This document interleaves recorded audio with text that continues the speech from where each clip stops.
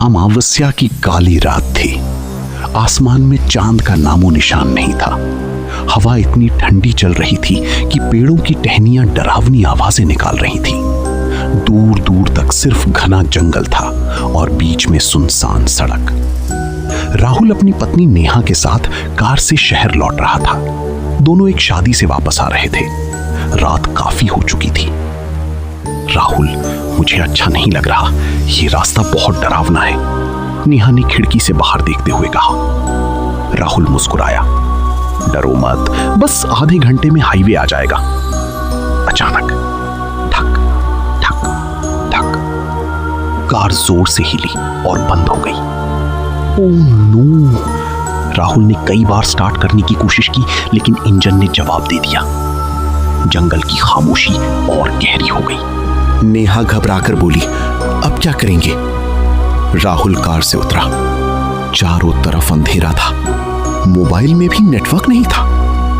तभी दूर जंगल के बीच एक हल्की पीली रोशनी दिखाई दी। वहां शायद कोई घर है, राहुल ने कहा। दोनों धीरे धीरे उस रोशनी की तरफ बढ़ने लगे। रास्ते में सूखे पत्तों पर उनके कदमों की आवाज साफ सुनाई दे रही थी।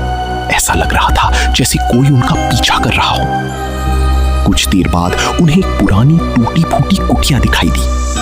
कुटिया के बाहर एक लालटेन जल रही थी। नेहा धीरे से बोली, मुझे यहां कुछ अजीब लग रहा है। लेकिन उनके पास और कोई रास्ता नहीं था।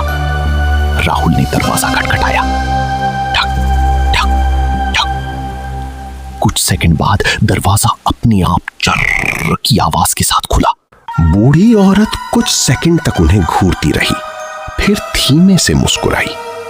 अंदर आ जाओ। दोनों अंदर चले गए। कुटिया अंदर से बहुत पुरानी थी। दीवारों पर अजीब निशान बने हुए थे।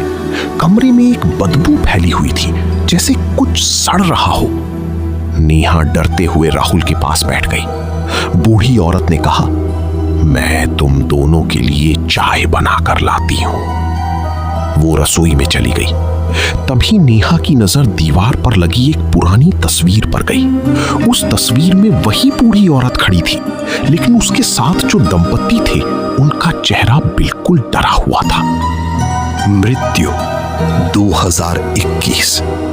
राहुल के चेहरे का रंग उड़ गया। तभी पीछे से बूढ़ी औरत की आवाज आई, तस्वीरें पसंद आईं? दोनों धीरे धीरे पीछे मुड़े। अब बूढ़ी औरत पहले जैसी नहीं दिख रही थी। उसकी आंखें पूरी काली हो चुकी थी, चेहरा सड़ने लगा था और उसके पैर उल्टे थे। नेहा चीख पड़ी, भाग जाओ, वो तुम्हें मार देगी, भागो। राहुल ने तुरंत मोबाइल की टॉर्च जलाई, लेकिन टॉर्च जलते ही दोनों के होश उड़ गए। कमरे के चारों तरफ दर्जनों लोग खड़े थे। उनके चेहरे जले हुए थे, आंखें सफेद और शरीर पर खून लगा था। वे सब धीरे धीरे राहुल और नेहा की तरफ बढ़ने लगे। नेहा जोर से चीखी।